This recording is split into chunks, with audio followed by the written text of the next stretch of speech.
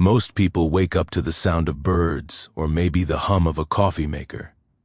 Me, I woke up to the roar of a 2025 Chevrolet Suburban plowing across my front lawn like it was Katherine Dunn's personal racetrack. Yes, that Katherine, our HOA president, the woman who treats property lines the way toddlers treat coloring books. Every morning, she carved a fresh set of muddy scars into the grass I spent years perfecting. At first, I thought it had to be a delivery truck or some lost tourist. But no, the camera I set up didn't lie there. She was sunglasses on one hand on the wheel, smirking as she tore through my yard as if it were her kingdom. That was the moment I realized I wasn't just dealing with a neighbor. I was dealing with Katherine Dunn. And if she thought she was untouchable, she was about to find out how wrong she was. Before we dive in, let me know where are you watching from and what time is it right now. I still remember the first time I noticed them. Two faint lines pressed into the grass like someone had dragged a rake through it. It was early March, right after a night of rain. The soil was soft, the kind of damp earth that holds on to every footprint, every paw print, every tire. Tread like a diary you didn't ask it to keep. I stood at the edge of my porch, coffee in hand, staring at those lines as the morning sun lit them up. At first, I tried to reason with myself. Maybe it was a FedEx truck that had gotten too close to the curb. Maybe some teenager cutting across to show off for his friends. A one-off mistake, nothing more. But the next morning, the same thing happened. New tracks, fresh ones. This time, the grass wasn't just bent. It was ripped. Mud sprayed up onto the sidewalk like some monster truck rally had just been held in my front yard. And the thing that gnawed at me was how precise it was. The exact same spot, same angle, like it had been measured with a ruler. Not random, not careless, deliberate. I crouched down, running my hand along the grooves. My yard has always been my pride. I'm not one of those people who buys fancy cars or throws wild barbecues to prove I belong in the neighborhood. My lawn is my canvas. I cut it myself, fertilize it, keep the edges sharp like a military haircut. It was my little patch of order in a world that so often felt chaotic. And now someone was vandalizing it one day at a time. By the end of the week, the one-off mistake had become a routine. I started waking up earlier, standing by the window like a detective on a stakeout, waiting to catch whoever was bold or stupid enough to make my lawn their shortcut. But each time I was too late. I'd come downstairs, open the door, and there they were. Fresh tire marks mocking me, daring me to do something about them. It wasn't until the second week that I noticed a pattern. The tracks always appeared between 7:15 and 7:30 in the morning. Rain or shine, weekday or weekend, it didn't matter. Whoever it was had a schedule and they stuck to it with military precision, which meant this wasn't just laziness. This was intentional, personal. That realization gnawed at me. Who in their right mind drives across another person's property every single morning, who wakes up, looks at the road and thinks, nah, I'll just mow down my neighbor's front yard. Instead, I started to feel like I was living in some twisted sitcom, one where the laugh track was replaced by the sound of tearing grass. The thing about HOA neighborhoods is this: everything looks pristine on the surface. Manicured lawns, identical mailboxes, people waving as they jog past. But beneath it, pettiness, politics, and power games that make middle school look civilized. I knew if this kept up, it had to be someone from within the neighborhood, someone who knew exactly what they were doing and who assumed I wouldn't fight back. I tried mentioning it casually to a couple of neighbors while we were out walking dogs. Hey, you ever notice tire marks in front of my place? I asked, half hoping someone would confess, laugh, say it was an accident. Instead, they gave me polite shrugs, awkward smiles, and changed the subject. That's when it hit me. Everyone knew something I didn't. By now, the grass wasn't just marked, it was ruined. The deep green I'd nurtured for years was carved into muddy scars, raw and brown, cutting across my property like an open wound. Every morning, I looked out the window, and every morning I felt that same surge of anger tighten in my chest. Whoever it was, they weren't just disrespecting my yard, they were disrespecting me. So I started investigating. At first, I thought about hiding behind the hedges with a thermos of coffee, waiting to pounce like some kind of suburban Batman. But reality got in the way. I've got job responsibilities. I couldn't stand there every morning hoping to catch the mystery driver in the act. That's when the idea of surveillance came to me. Nothing fancy, just one of those late-night YouTube ad deals for a motion-detecting security camera. $39, free shipping, and the promise of clarity. I install. Let it near my mailbox, angled just right to capture the corner patch where the tracks always appeared. I figured if nothing else, it would give me peace of mind. That night, I sat on the porch as the crickets chirped, looking out over the wounded patch of lawn. The camera's tiny red light blinked in the dark, almost like it was winking at me. For the first time in weeks, I felt like I was doing something, taking back a little control. The next morning, I brewed my coffee, sat down at the kitchen table, and opened the app linked to the camera. My hands actually trembled as I scrolled through the night's footage. Nothing at first, just shadows, headlights passing on the main road, a stray cat or two. And then there it was, the moment of truth. A large vehicle, headlights glaring, creeping into frame. Not a delivery truck, not some random teenager. No, this was a beast. A brand new 2025 Chevrolet Suburban, paint glistening under the street lamp like it had just rolled off the showroom floor. And behind the wheel, none other than Katherine Dunn, our HOA president. My jaw dropped.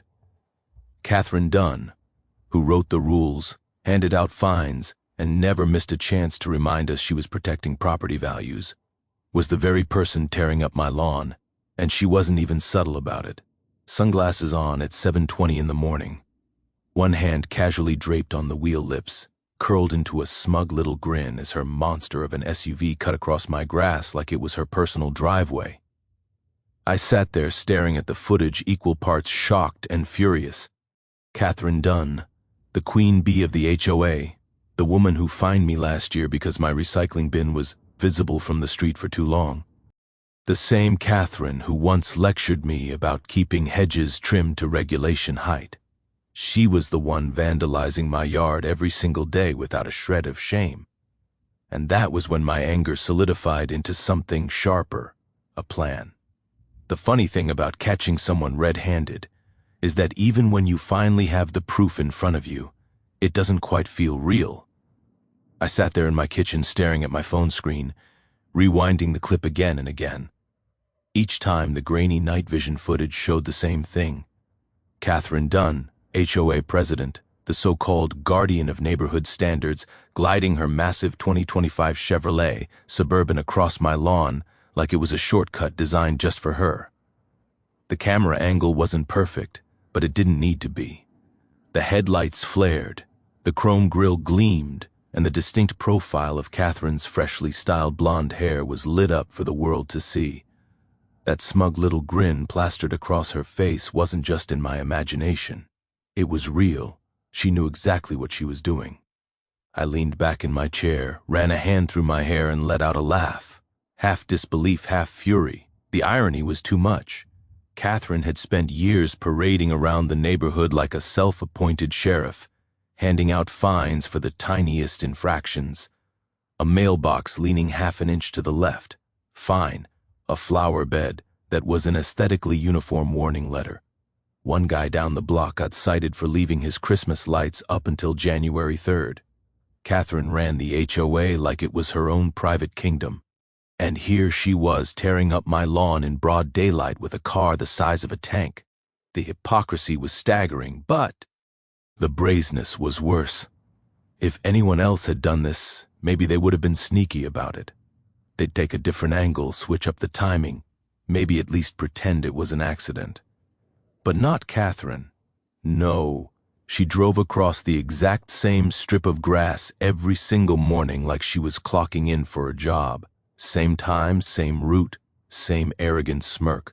She wasn't just ignoring me, she was mocking me. I spent that entire day in a haze, replaying the video whenever I had a spare moment. At work during lunch, even sitting in traffic, I kept pulling it up as if staring at it long enough would help me make sense of it. But no matter how many times I watched, the conclusion stayed the same. The head of our HOA, the person entrusted with keeping the neighborhood perfect, was vandalizing my property, and worse, she was enjoying it. That evening, I decided to collect more evidence. One video wasn't enough. If I confronted her, she'd deny it. If I brought it up at an HOA meeting, she'd twist it, claim it was doctored, accuse me of targeting her. Katherine was slippery like that, always finding a way to flip the narrative. I needed a pattern, a series of clips, a highlight reel of her arrogance. So, I repositioned the camera this time, mounting it higher on a tree for a better angle. I even invested in a second one placed on the opposite side of the yard, just in case she tried to claim I had staged it. Call me paranoid, but when you're dealing with someone like Katherine Dunn, you learn quickly that facts alone won't save you. You need undeniable in-your-face proof. Over the next week, I got exactly that. Monday morning, 2 a.m., Suburban barrels through tires, spraying G-mud. Tuesday, 7:18 a.m. She's on the phone, laughing, one hand casually draped on the steering wheel as she crunches over the same spot. Wednesday, 7:25 a.m., windows down, music blasting, a fresh coffee cup in her hand, as if it were her victory lap. By Friday, the footage was practically a comedy reel.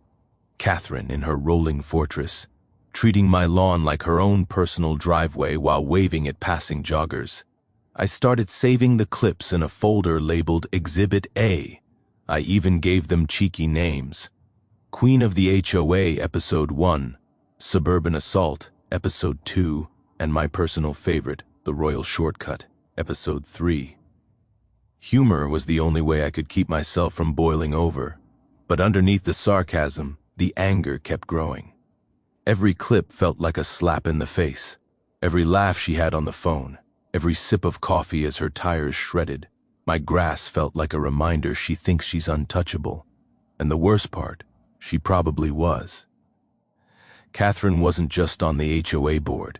She was the HOA board.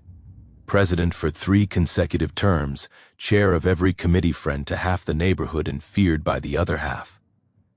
If I took this to the board, they'd circle the wagons around her. If I called the cops, she'd claim it was a civil matter handled internally by the HOA. That's when the bitterness turned into resolve. This wasn't about grass anymore. It was about power, about control. Katherine was using her position to stomp all over me, literally, and if she thought I was just going to sit back and let her, she was about to learn she'd underestimated the wrong neighbor. One night around midnight, I sat in my living room with the lights off, the glow of the TV, playing back yet another clip of Katherine's Suburban climbing onto my lawn. I paused it, zoomed in on her smug grin, and muttered to myself, "All right, Katherine, you want to play games, I'll play, but you're not going to like the rules I come up with." That was the moment the seed of revenge was planted. I didn't know exactly how yet, but I knew this much. I wasn't going to waste my time begging the HOA for help. I wasn't going to file complaints that would vanish into Katherine's desk drawer. No, I was going to handle this myself, quietly, creatively, and when the time came, she wouldn't see it coming. As I closed the video files and set my phone down, I glanced out the window at the shredded patch of earth that used to be my lawn. The tire tracks gleamed under the moonlight, a constant reminder of the battle Katherine had started. And though she didn't know it yet, I was already preparing to end it. There's a certain kind of anger that builds in slow motion. It doesn't hit you all at once like a punch. It drips into your life like a leaky faucet. Steady, relentless, impossible to ignore. That's how it felt watching Katherine Dunn and her oversized 2025 Chevrolet Suburban chew up my yard day after day. I had the evidence. I had the certainty. The only thing I didn't have yet was a strategy, and like any halfway decent man trying to cling to his sanity, I told myself to start small. Be civil, I thought, give her the chance to make it right. After all, this was a neighborhood, not a battlefield, at least not yet. So the next Saturday, I spotted my chance. The HOA was hosting its monthly community cleanup, one of those fake cheerful events where Katherine strutted around with a clipboard, while everyone else picked up trash bags and tried not to make eye contact. I grabbed a rake, put on my most neutral smile, and waited until she was close enough to corner. "Katherine," I said in the calmest voice I could muster, "do you have a minute?" She turned all pearls and pastel cardigan, her sunglasses perched on her head like a crown. "Dylan," she said, voice dripping with fake sweetness. Of course, always happy to chat with my neighbors. I could feel half a dozen ears perking up around us. HOA gossip spreads faster than wildfire, and everyone knew Katherine was queen of the flames. I lowered my voice anyway. "It's about my lawn." Her eyebrows arched. "Your lawn?" "Yes," I said carefully. "I've noticed some, tire damage lately. Deep ruts almost every morning." For a second, just a flicker. I saw something in her eyes. Recognition, but then it was gone. Replaced by a laugh so airy it could have floated away. "Oh, Dylan, it's just grass. It grows back." You know, the way she said it made me want to snap my rake in half. Just grass. I'd spent years nurturing that lawn, turning it into the kind of emerald green patch the HOA pretended to care about. And here she was dismissing it like I was complaining about a crooked dandelion. "I have footage," I said, my voice sharper now. "It's you, Katherine. You're Suburban." Every morning she didn't flinch, didn't even blink. Instead, she tilted her head, gave me that smile, the one politicians give when they know you don't have the votes. "Dylan, darling, I'm the HOA president. I drive through the neighborhood all the time. Maybe you're mistaken. Those cameras can be unreliable." My blood boiled. She wasn't denying it because she didn't care if I knew. She was denying it because she knew nobody else would care. "I'm not mistaken," I said firmly. "You're cutting through my property. It stops now." And that's when she dropped the mask. Her smile thinned, her eyes narrowed, and for the first time, she spoke without the sugary coating. "Listen carefully. I'm on the board. I am the board. If you keep making noise about this, you're only going to make things harder for yourself." I stared at her. "Are you threatening me over my own lawn?" She leaned in just slightly, her perfume sharp in the warm air. "I'm reminding you of how things work around here. We all make little sacrifices for the community. Maybe yours is that patch of grass. Now, if you'll excuse me." She turned on her heel clipboard, tucked against her chest like a shield, and marched off to scold a teenager for not holding his trash bag high enough. I stood there, rake in hand, fighting the urge to yell, but yelling would only feed her. That's the thing about people like Katherine. They thrive on conflict as long as they control the narrative. If I lost my cool in public, the story would spread by sundown. Dylan George loses it at HOA cleanup, harasses poor Katherine Dunn. So I swallowed my pride, forced my jaw to unclench, and went back to raking leaves. But inside, a storm was brewing. Over the next week, her arrogance only got worse. Not only did Katherine keep driving across my lawn, she started doing it slower, as if to make sure I saw her. One morning, I caught her in the act from my front window. She glanced over, rolled her sunglasses down, and gave me a little wave as her tires ripped into the earth. A wave. Like this was some kind of inside joke, and I was the punchline. Then came the letters. HOA violation notices slipped into my mailbox, signed by Katherine herself. The first accused me of failure to maintain lawn quality. The second claimed my hedges were encroaching onto community space. The third a warning about leaving my trash bin visible from the street for excessive duration. Never mind that it had been out for exactly 30 minutes after collection. Katherine had turned the HOA into her personal weapon. It was infuriating but also clarifying. She wanted me to explode to break some rules she could use to fine me into submission. She wanted to prove I was powerless, and for a brief moment, I almost let myself believe her. After all, she had the board, the letters, the authority. All I had was a yard full of tire marks and a folder full of videos. But then I remembered that look on her face, the smug satisfaction as she waved at me from behind the wheel of her Suburban. And something inside me shifted. I realized Katherine was playing a game of intimidation, but she had no idea who she was playing against, because while she thought she was untouchable, she'd forgotten one crucial detail. I'm not the kind of man who folds. I'm the kind of man who bides his time, who takes careful notes, who waits until the moment is perfect. So, I smiled to myself, tucked her latest violation letter into my desk drawer, and whispered under my breath, "All right, Katherine. If you want war, you've got it. Just don't be surprised when you lose. Some people make a mistake once, feel a flicker of shame, and quietly correct themselves." Katherine Dunn was not one of those people.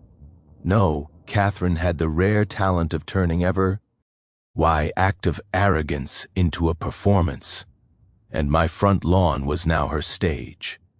If I thought my polite confrontation would slow her down, I was dead wrong.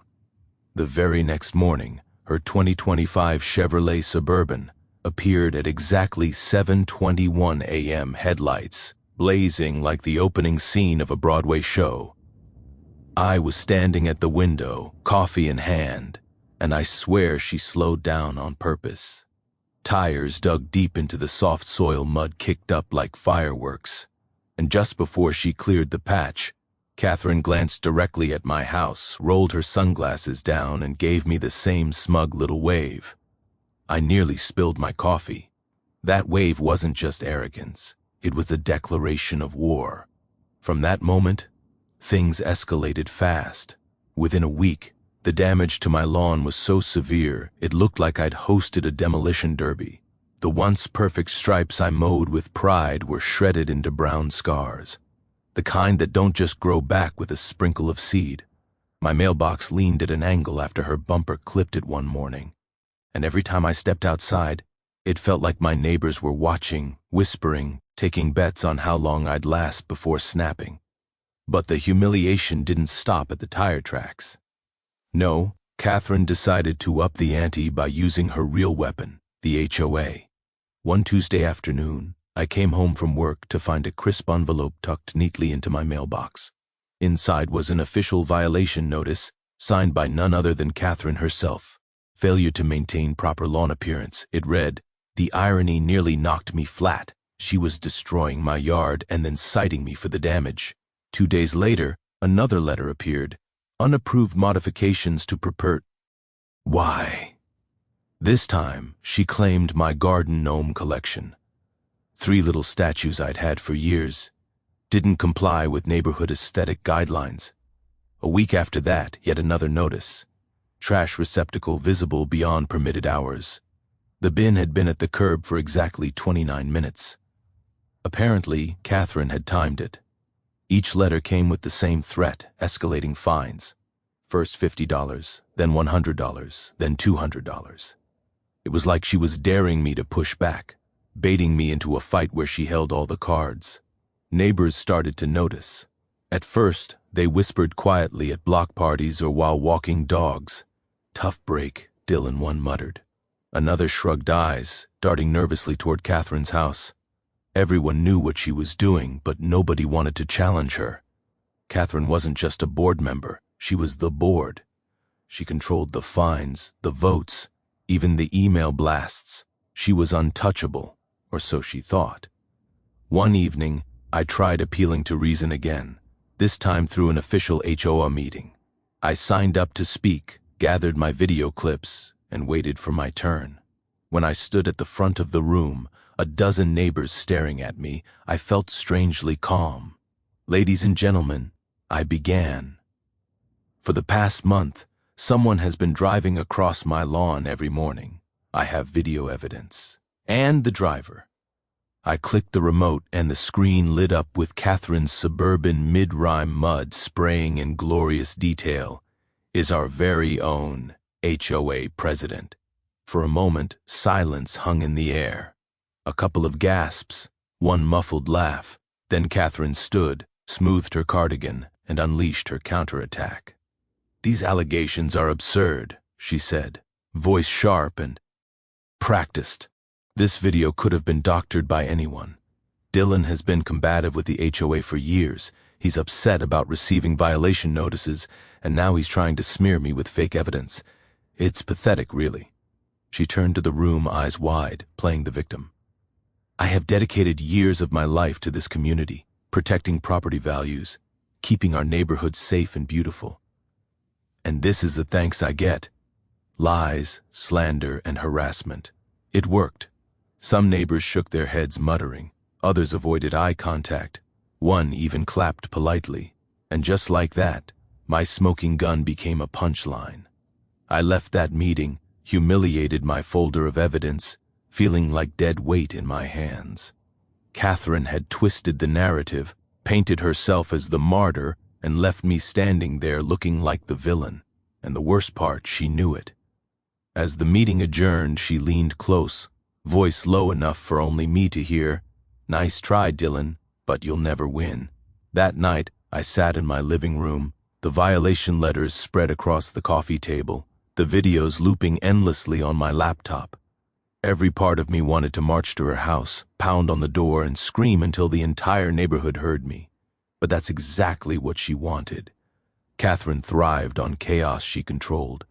So instead, I poured myself a drink, sat back, and let the anger settle into something colder, something sharper. I realized Katherine had made a mistake. She thought her power came from the HOA title, the board votes, the letters. But her real weakness was her arrogance. She believed she was invincible, so much so that she didn't even bother to hide her crimes. And arrogance, I knew, was the easiest thing in the world to weaponize. As I stared at the looping footage of her Suburban crushing my lawn, an idea began to take shape. A crazy idea, a dangerous idea, but the kind of idea that made my lips curl into the same smug grin I'd seen on Katherine's face. "All right, Katherine," I muttered, raising my glass in a toast to the screen. "You've had your fun. Now it's my turn." There was a moment, a quiet second in the middle of the night when I realized this had stopped being about grass. It was a tone problem, an authority problem. Katherine had turned petty enforcement into performance art, and the neighborhood was her audience. If she wanted a show, I'd give her one on my terms. I didn't want to be that guy who escalated into violence or danger. I have a brother with kids, and the thought of anyone getting hurt over a lawn made my stomach churn. Besides, I'm not reckless, I'm deliberate. So instead of building something dangerous and illegal, I did what any reasonable but slightly vengeful man would do. I read. I called the city code office. I scrolled HOA statutes until my eyes blurred. I fed keywords into search bars and read forums full of other people who tangled with overbearing neighborhood presidents. The more I learned, the more options surfaced that were smart, legal, and deliciously humiliating. There are rules I found and ironies built into those rules. You can't booby-trap a yard. You can't set out things that create hazards for vehicles or people. But you can legally control your own property. You can change its accessibility. You can install features that are perfectly within your rights, yet make it impossible or at least very inconvenient and publicly embarrassing for a bully to continue her behavior. So, I sketched ideas the way other people sketch garden layouts. Nothing violent, no instructions, no plans for spikes or explosive surprises. Think of it as landscape-level theater, a row of sturdy, tasteful planters anchored on my property line, a low decorative barrier that didn't violate code, but made motor traffic across the grass visually and physically awkward. A pop of color, a small regiment of shrubs, a deliberately placed path for foot traffic that didn't invite SUVs. All commercial, all legal, all sold in catalogs and garden centers. Boring to a normal person, a slow, suffocating trap to someone like Katherine. I also considered the social angle. Katherine's power came from perception. If she looked ridiculous, The board would either have to defend her and look worse or quietly distance themselves. So, part of my plan was theatrical exposure. Make the act of driving across my lawn not only impossible without damaging her own dignity, but also impossible to hide from witnesses and screens. I wanted neighbors to look, to laugh, to have photos and short phone clips that made her arrogance obvious. Not to escalate her danger, but to strip her of her staging. There was a logistics puzzle. Everything had to be defensible. If the HOA sent a letter criticizing me tomorrow, I wanted to be able to point to permits, receipts, city code pages, and polite correspondence proving I'd done my homework. I spent an entire weekend calling the city planning office and the county code enforcement line. I printed PDFs of property boundary rules. I saved confirmation emails that said in plain bureaucratic English that ornamental planters and low non-permanent landscaping features were within the limits of a homeowner's right to manage their front yard. Night after night, I sat at the kitchen table, maps and receipts spread out like a conspiracy board. I circled the same phrase in 3 different municipal documents: reasonable use. It was laughably neutral, but it became my mantra. Reasonable use of my property. Reasonable, legal, unassailable. And if Katherine was going to be a monument to entitlement, I'd put up a tasteful monument in response. I also thought about optics. The trap couldn't feel like vengeance to neutral observers. It had to feel like a homeowner exercising taste and autonomy. So, I invested in high-quality plants and containers. I chose something that would look natural in the neighborhood aesthetic. Bright perennials, low-hedging gravel beds that read as design rather than obstacle. I wrote a short note plan for the HOA framed as a neighborhood beautification effort and saved it as a draft. If anyone complained, I'd present it as such a safety-minded landscaping project intended to protect the lawn and pedestrian traffic. I smiled at that. Protecting the lawn, the most civilized revenge I could imagine. There were time delays built into the plan. I didn't want to rush the reveal. I worked the narrative slowly, plant by plant, receipt by receipt. Social evidence gathered and organized. I arranged for a landscaper to drop off materials on a Wednesday morning while Katherine was scheduled for a community meeting.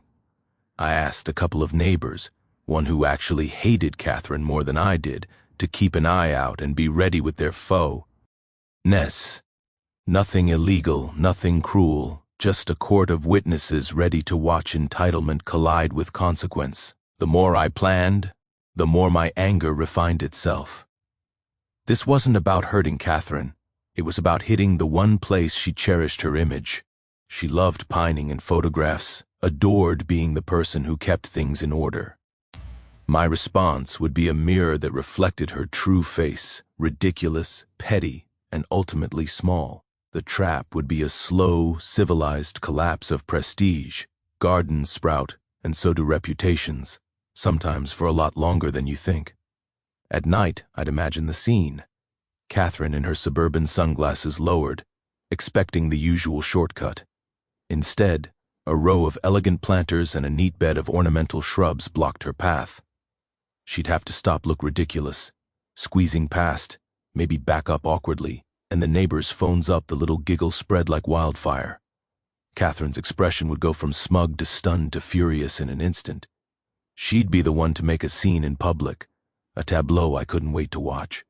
No illegal tricks, no harm, just a careful use of my rights and a slow, delicious unmasking. When everything lined up, I closed my laptop, set the papers into a neat stack, and felt that strange calm that comes before a plan is executed. I'd chosen the safest, cleanest option, lawful, defensible, and socially lethal. Katherine had been playing a bully's game. I'd answered with a homeowner's quiet resolve. The trap was not a weapon. It was a statement, and I intended to let it speak for itself. Execution is where plans stop being ideas and start being real. For me, that meant turning the quiet academe. I see pleasure of spreadsheets and municipal PDFs into soilstone, and something that would make Katherine Dunn think twice. before turning my yard into her personal drag strip. First, I tried to treat it like a proper project. I called a reputable landscaper, one of those folks who uses words like hardscaping and living border and seems to think every front yard is a potential magazine spread.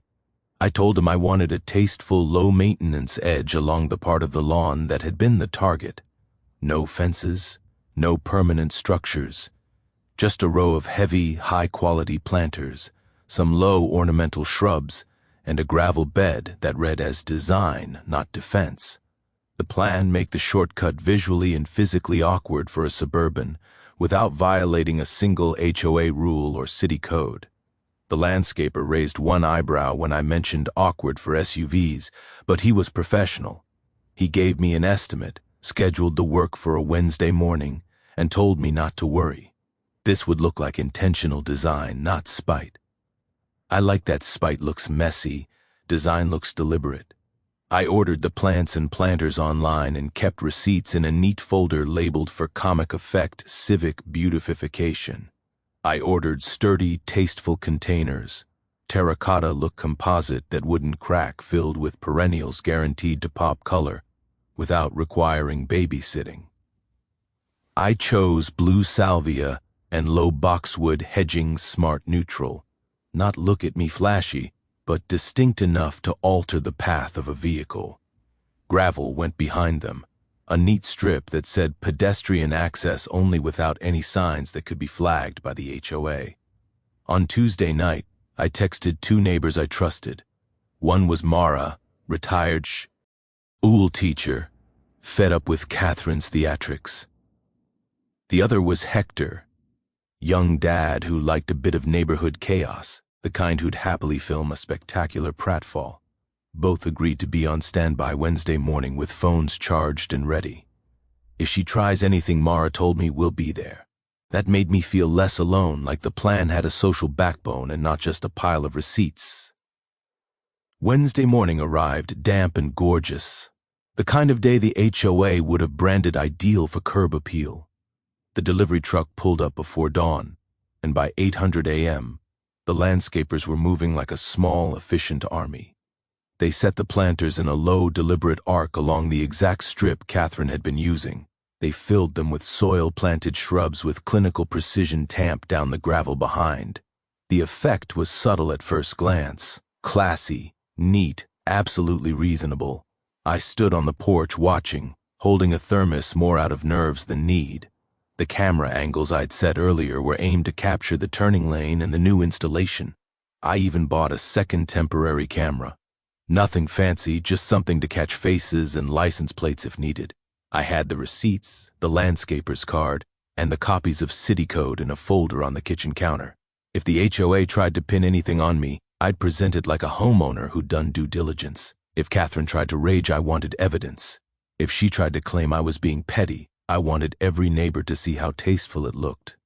By noon, the work was done. The planters looked like they'd always been there, like some previous owner had said, "Yes, this house needs character." I thanked the sea. Rue tipped the foreman and sent Mara a text. All set. Showtime. Whenever Katherine decides to audition for humiliation, she replied with 3 camera emojis and a thumbs up. For the rest of the day, I tried to act casual. I mowed the rest of the lawn with fanatical calm, trimmed the hedges and pretended my heart wasn't hammering whenever a car passed. At 4:52 p.m., the app pinged motion detected. I opened the feed with the practiced serenity of a man trying not to grin like a child who just hidden a birthday present. Katherine's Suburban rolled into frame around 5:00 p.m. later than usual, surprising me with a timing I hadn't predicted. Maybe she was running errands. Maybe she was testing a new route. She had the windows down. She had that same swagger as if to say the world revolved around her grille and chrome. When she saw the row of planters, her face tightened for half a beat. She looked confused, then annoyed, then actively affronted, as if someone had moved the sun a degree to the left. She did not stop immediately. She slowed. She eyed the new configuration with the kind of contempt you save for instructions on shampoo bottles. I watched through the camera as she maneuvered engine idling, trying to figure out how to squeeze through without damaging paint or dignity. She inched forward, then tried to swing wide. The arc of planters meant there was now a pedestrian-friendly path and a clear visual barrier where a vehicle would not comfortably drive. Her Suburban's rear bumper came perilously close to the mailbox. She dented earlier. She backed up. She tried again more aggressively. Gravel crunched. The sound was small but satisfying. Neighbors emerged like chorus. Members called to cue. Mara stood on my porch with her phone up, laughing quietly. Hector leaned against his truck across the street recording. Across the way, Mr. Patel from 3 houses down came out in his slippers and shook his head with audible satisfaction. A dozen phones pointed like tiny accusing fingers. Catherine's face went through stages I'd seen before. Pride, irritation, a simmering anger. But now she was being watched. And she wasn't getting the stage she wanted. She was getting an audience that noticed the ridiculousness. She tried to do the thing she'd always done. Force her way, bully her way forward. This time, though, the universe and my tasteful planters refused to cooperate. She had to stop, park awkwardly half on the curb, and step out of her vehicle to assess her options like a general considering a retreat. When she walked up my path, heels clicking on the gravel, I felt my pulse steady into a calm I hadn't expected. Katherine paused in front of the planters, looked at me directly, and for the first time in weeks, she didn't have a smug wave prepared. Her mouth flattened. "What is this?" she demanded, voice high and sharp. "Community beautification," I said, folding my arms and smiling like a man who'd finally finished an art project. "Looks good, doesn't it?" The spectacle unfolded quickly after that words. A few clipped accusations from Katherine neighbors chiming in with laughter and pointed questions, and the inevitable realization settling over the crowd. Katherine had been using my lawn as a shortcut, and now publicly she couldn't. She threatened fines. She threatened to call the board. But with receipts in my hand and witnesses on every porch, her threats fell flat, and they sounded small petty. Even against the chorus of neighborly approval, I didn't gloat. I let the scene do the work. I let the cameras and the phone videos and the polite, outraged neighbors rewrite the narrative. Katherine had always controlled the script. Now she was improvising in front of an unsympathetic audience. Her every protest got shorter, her composure thinner. When she finally climbed back into her Suburban, she did not wave.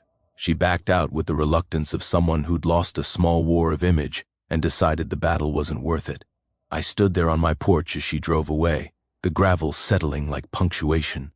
The planters would grow and the shrubs would fill in. But the point had been made. No spikes, no harm. Just a well-executed piece of landscape theater that forced Katherine's entitlement into public view, where it looked ridiculous. The morning I'd been half expecting arrived like a petty holiday. I had gone to bed the night before with a calm I'm not sure I'd felt in months. Partly relief, partly cold anticipation. The planters were in place. The gravel bed looked like art, and a handful of neighbors had promised to keep their phones warmed up. It was a tiny civic ambush, and I was oddly proud of how tasteful it all looked. I made my coffee with ritual slowness and settled at the kitchen table, the camera app already open. The little red dot blinked beautiful as ever. Outside the block, breathed in the lazy way suburban streets do on a Saturday. Dog walkers, joggers, mail trucks. Every ordinary sound felt like the quiet before a small, satisfying storm. At 7:19 a.m., the Suburban rolled into view. Katherine was at the wheel, of course, sunglasses on, scarf, tied with an air of deliberate elegance, the kind of outfit that says, "I did not accidentally roll through a yard." She slowed as she approached, perhaps noticing the new look, perhaps thinking, as she always did, that she could muscle through whatever obstacle a mere homeowner set up.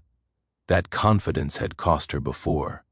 It was about to cost her the last remnants of dignity. She gave a little huff when she reached the planters.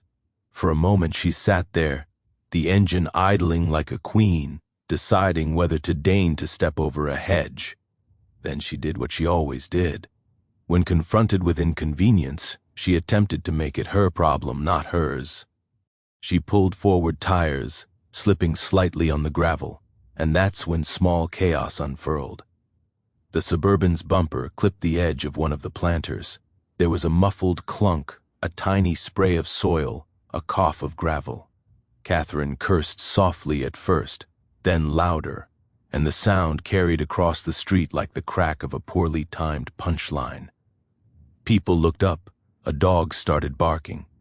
The way she looked at that toppled planter was the exact expression I'd been daydreaming about, bewildered fury mixed with the dawning realization that the world was not built to accommodate her every whim. She tried to correct to reverse with the practiced arrogance of someone used to bullying both people and mundanity into submission. The Suburban complained, gravel crunching like popcorn, and then the engine shuddered in a way that made her face blanch. For someone who derived such pleasure from spectacle, the irony was sharp. Katherine's grand entrance had turned into a slow, very public, clumsy exit. Phones were up in seconds. Mara from next door filmed with delight. Hector streamed short clips that would later ping on neighbors' group chats. The footage captured Katherine's initial strut, and then her clearly shaken attempts to navigate past the planters without leaving bodywork scars or ego scars. She managed to back out, eventually jaw tight, and then sat in the driver's seat for an age staring at the neat line of planters as if they had personally betrayed her. She came to my porch this time, not marched in a parade of entitlement, but shuffling heels scuffing. She picked at the rim of a planter as if inspecting the craftsmanship, but the glance she gave me was all the confession I needed. "This is ridiculous, Dylan," she said, voice high. "You can't just do this." "Yes, I can," I replied pleasantly. "I checked the code. I hired a landscaper. I'm exercising my reasonable use."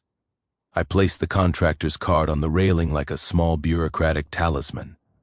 "Also, it looks nice."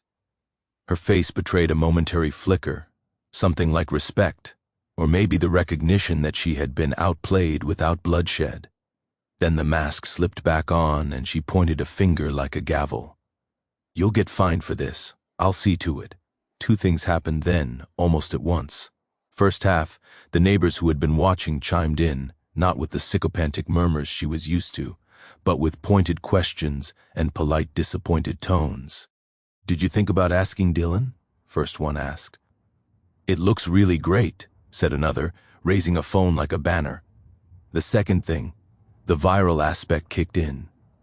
By noon, short clips of Katherine's awkward exit and the toppled planter were on 3 local community pages. Comments ranged from delighted to outraged, but the dominant note was ridicule. "HOA meets tasteful landscaping," read one caption. "Suburban humility," read another. The narrative was forming without Katherine's approval. What I hadn't fully anticipated was how quickly her power would evaporate in the face of an unimpeachable public record. At the next HOA meeting, an emergency session, she called in righteous anger. People arrived clutching screenshots, links, and the little uncensored live videos that social media thrives on. I brought my folder receipts, the landscaper contract, the city code email confirming the legality of my installations. I didn't shout. I didn't beg. I let the evidence and the collective chuckle of the room do the heavy lifting. Katherine tried her usual tactics: bluster, plausible deniability, the wounded martyr routine. But when someone plays bully for long enough, the moment one of their victims bows out to dignity, neighbors notice. 2 women who'd always been on her committee stood up and said plainly that perhaps Katherine's behavior had been at best poor judgment. An older couple, who used to back her without question, admitted they had always resented how she wielded fines like scepters. The tide turned, not because I'd wanted it to, but because the neighborhood had finally been given the unedited footage to form their own opinion. There was fallout. Katherine did indeed threaten fines. She drafted sternly worded emails. She filed memed grievances. But with the receipts I'd presented, and a chorus of neighbors describing the pattern of her behavior, The board realized defending her would be defending bad opti, CS, and possibly a legal headache. Her closest allies found themselves shrinking into middle ground statements about communication and neighborly respect. She lost a vote on a minor committee. It wasn't a dramatic ousting, but for someone who lived on the adoration of small authority, it felt like exile. For me, the payoff was not in victory dances or gloating posts. It was quieter watching the lawn slowly recover, seeing my mailbox repaired without complaint, hearing a neighbor say over the fence, "Nice work, Dylan." The planters flourished. The gravel settled into a pretty functional line. Katherine's Suburban still cruised the street, but she avoided my corner like someone who'd learned to read social weather. Where she had once waved like a monarch, she now kept her head down. The most satisfying part, the moral imbalance had been corrected without anyone getting hurt. No spikes, no sabotage, just a homeowner who knew his rights, a little taste for tasteful design, and a community that finally got to see the story in full color. Katherine's tantrums never matched the small ripple of respect that had crept toward me. Power, I realized, is less about the title you hold and more about whether people want to follow you. I didn't celebrate loudly. I watered the new plants, clipped the boxwood, and mowed the stripes with the same care as always, each pass a small restoration of order. The victory was private and delicious. Katherine learned a lesson in humility. The neighborhood learned how to look, and my little patch of green, it felt for the first time in months like mine again. When you've lived under someone's thumb long enough, you start to believe the thumb is permanent. That was Katherine Dunn's greatest trick, convincing the neighborhood that her word was law. But after the planter incident, something shifted. The illusion cracked, and once the first hairline fracture appeared, the whole facade began to crumble. The morning after her Suburban fiasco, I went about my routine as if nothing had happened. Coffee porch, a slow walk around the yard. The planters looked dignified. The gravel settled nicely, the shrubs already giving off that established vibe that made them look like they'd been there for years. It was subtle, but I noticed neighbors taking longer glances when they walked past. Some nodded at me with quiet approval. One even gave a little thumbs up. Katherine, however, was not in the mood for subtle. By noon, a neighborhood-wide email landed in everyone's inbox. Subject line, "You are gently abused by homeowner on Willowbend Drive." The text was pure Katherine, long-winded, self-righteous, dripping with that mix of legal jargon and personal venom only she could conjure. She accused me of creating hazardous obstructions, of intentionally targeting board members with false accusations, and my personal favorite, of damaging community cohesion with performative landscaping. It would have been funny if it weren't so predictable.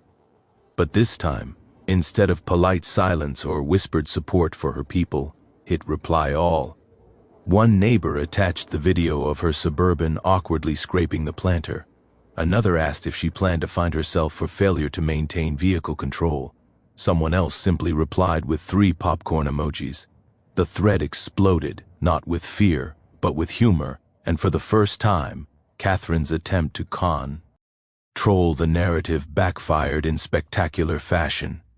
Later that week, she doubled down. At the next HOA meeting, she stormed in with a stack of papers and the kind of dramatic sigh usually reserved for bad soap operas. I sat in the back row, folder in hand, calm as ever. She launched into her speech, condemning me for flagrant disregard of neighborhood standards and demanding an immediate vote to remove my planters. But then Mara stood up. Mara, who had spent decades teaching middle school, had the kind of voice that carried authority without raising in pitch. "With all due respect, Katherine," she said, "those planters are beautiful. They meet every guideline. And frankly, after seeing how you've been using Dylan's yard as your shortcut, I think we should be thanking him for investing in the appearance of the neighborhood." A murmur of agreement rippled through the room. Katherine blinked, clearly unprepared for dissent from her usual allies. She tried to cut Mara off, but then Hector raised his hand. He didn't say much, just held up his phone and played the clip of Katherine's Suburban grinding against the planter, projected loudly enough that even the board members winced. The room erupted in laughter. Actual, unrestrained laughter. That was the moment the balance of power shifted. Katherine had thrived on fear and silence, but laughter that was poison to her authority. The board, sensing the tide, did what boards always do. They hedged. "Perhaps this isn't an urgent matter," one member said, eyes darting nervously. "Maybe we should table the discussion until next month." Another suggested a review of landscaping policies. Nobody outright defended her. Katherine stood there, puttering, trying to regain her footing, but the room had already moved on. After the meeting, people I barely knew approached me. "Well played, Dylan. Smart move with the planters. She had it coming." Each comment was small, but together they painted a picture I'd never seen before. Katherine's grip on the neighborhood was loosening. Of course, she didn't go quietly. Over the next 2 weeks, I received 3 more violation letters, all increasingly absurd. One accused me of allowing excessive bird activity near the planters. Another cited potential tripping hazards from gravel. The last one was so desperate it accused my mailbox of being visibly resentful of community harmony. I tacked them to the fridge like ironic trophies. Meanwhile, the videos kept circulating. A neighbor's teenage son had spliced the footage into a meme overlaying dramatic music and text reading when the Ho Queen meets her match. It went semi-viral in our town's Facebook group. The humiliation spread faster than Katherine could contain it. I started noticing changes in her behavior. She still drove the Suburban like it was a tank, but now she avoided my street entirely. At community events, she arrived late, left early, and spoke less. Her once fanatical allies began to mutter about new leadership and fresh perspectives. By the time the board elections rolled around, Katherine wasn't even nominated. The official story, of course, was that she chose to step back to focus on family. But everyone knew the truth. She'd been dethroned by a row of planters, a camera, and her own arrogance. For me, the fallout was sweeter than I'd anticipated. My lawn recovered lush and green again, the scars fading under fresh growth. The planters bloomed into a burst of color that neighbors complimented regularly, and my mailbox, freshly replaced and standing straight, became a small symbol of stubborn resilience. But the best part wasn't the grass or the plants. It was the shift in how people saw me. No longer the quiet guy with the striped lawn, I was the man who stood up to Katherine Dunn and won. The man who'd played her game and beaten her without ever raising his voice. One evening, as I watered the shrubs, Hector strolled by with his daughter. He grinned, tipped an imaginary hat, and said, "Lend." It was a simple word, but it carried more weight than 100 violation letters. And though Katherine still lurked in the neighborhood, her Suburban gleaming in her driveway, she no longer looked untouchable. She looked ordinary. For a woman like Katherine, that was the harshest punishment of all. When the dust settled, I thought maybe, just maybe, the saga was over. My lawn had healed, the planters were blooming, and Katherine Dunn had been dethroned in the quietest, funniest coup our HOA had ever seen. But Katherine was Katherine, and people like her don't go down without one last swing. It started with a letter this time, not the usual HOA stationery, but something more official, a cease and desist order. I unfolded it at my kitchen table, eyebrows raised. According to her attorney, I had engaged in harassment, defamation, and willful obstruction of community easements. I laughed so hard I nearly spilled my coffee. Defamation. The videos had been hers unedited, her Suburban caught in all its glory. Harassment. If defending my lawn was harassment, then half the neighborhood was guilty. And easements. The planters sat squarely on my property, confirmed by the city itself. Still, she pressed forward. She filed a complaint in small claims court. That was her final act, dragging me into a room where she thought her legal jargon and polished pearls would win over a judge. I prepped my evidence like a man sharpening tools, video clips, time-stamped photos, landscaper invoices, copies of city code, and even a few printouts of the Facebook memes purely for dramatic flair. Court day arrived. Katherine swept in like royalty. Suburban parked illegally out front, heels clicking on the linoleum floor. She looked confident, maybe even triumphant. Her lawyer, a fresh-faced young man who probably thought HOA disputes were beneath him, trailing behind. When our case was called, Katherine launched into a speech worthy of an Oscar. She described herself as a victim of a neighbor's campaign of hostility, claimed I'd endangered the community with hazardous landscaping, and even tried to suggest the videos were maliciously altered. Then it was my turn. I cleared my throat and calmly laid out the facts. Video evidence receipts, city code confirmations. I didn't raise my voice. I didn't need to. The truth was so absurdly one-sided it practically spoke itself. When I showed the clip of her Suburban clipping the planter and then juxtaposed it with her violation letters citing me for lawn neglect, even the judge chuckled. The ruling swift and brutal. Case dismissed. Katherine ordered to pay my filing fees. That was the twist I hadn't anticipated. Not just surviving Katherine's wrath, but watching her implode under the weight of her own arrogance. She walked out of that corridor. Red-faced her lawyer, avoiding eye contact, the click of her heels less sharp now. For a woman who thrived on image, losing in public was worse than any fine. Back in the neighborhood, the story spread faster than wildfire. The memes evolved screenshots of the court ruling captions like "Objection overruled ego" and "Katherine v. Common Sense." For the first time in years, people openly joked about her. The fear was gone, replaced by a collective relief that the reign of the HOA queen had ended. Her power evaporated in weeks. She resigned from the board for personal reasons.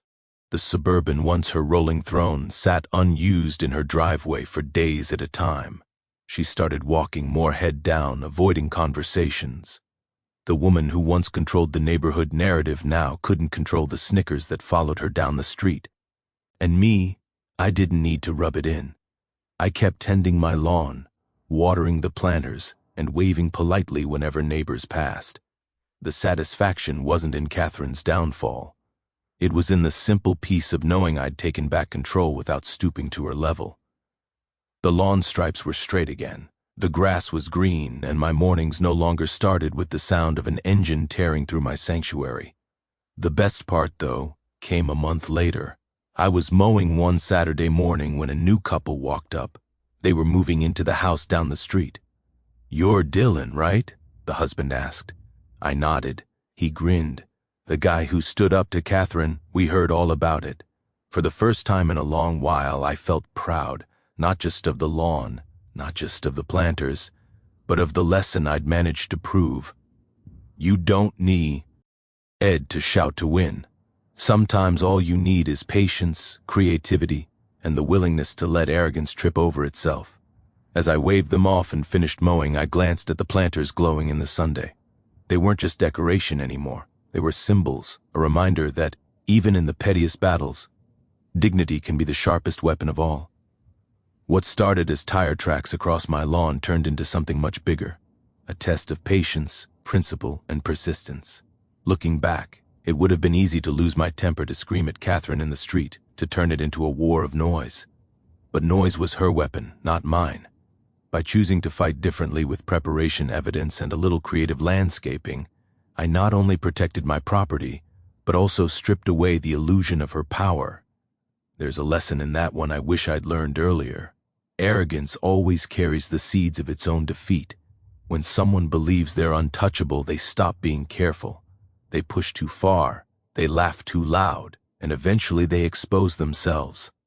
All you need to do is be ready when that moment comes. To anyone dealing with their own Katherine, whether it's an HOA tyrant, a difficult boss, or just someone who thinks rules are for everyone but them, remember this. You don't need to outshout them. You need to outlast them. Keep your calm. Document everything. Be patient. And when the time is right, let their arrogance be the trap they can't escape.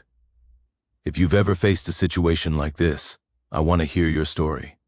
Drop it in the comments. Let's trade battle scars. And if you enjoyed mine, don't forget to hit that subscribe button. Trust me, there are HOA dramas, more Karens, and more tales of petty revenge just waiting to be told.